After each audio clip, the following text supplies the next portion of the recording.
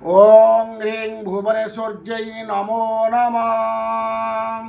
हे कृष्ण करुणा सिंधु दीनबंधु जगत्पते गोपेश गोपिकाकांत वासुदेव नमस्तुते। आपणकर संतान हेउनाहीं कि किंबा संतान बारंबार नष्ट हो जाउछि एवं यही भली समय रे आपण परिस्थिति रे पड़िले संतान प्राप्ति पाई गोटे सरल प्रयोग करंतु।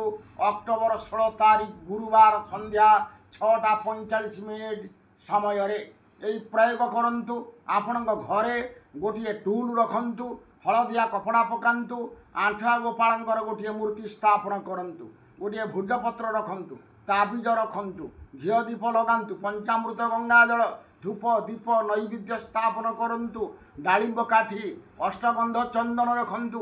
भुजपत्र रे गोटे अष्टगंध चंदन द्वारा संतान प्राप्ति यंत्र निर्माण करंतु।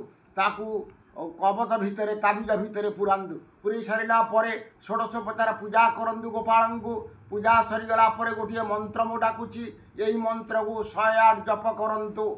ओं क्लीं देवकीसुत गोविंद वासुदेव जगत्पते देवे तनयं कृष्ण त्वामहं शरणं गत। यही मंत्र को 108 थर जप करंतु। जप सरीगला साष्टांग प्रणाम करंतु। यही प्रयोग 7 दिन पर्यंत करंतु। यथा समय रात्र रे जप सरीगला आपण ए कवच को धारण करिवे, देखिए आपणकर निश्चित संतान हेब, उत्तम संतान पुत्र संतान हेब। यह गौतमीय तंत्र शास्त्र रे निर्देश रही अछि। रहुछि नमस्कार। जय जगन्नाथ, जय मां कामाख्या।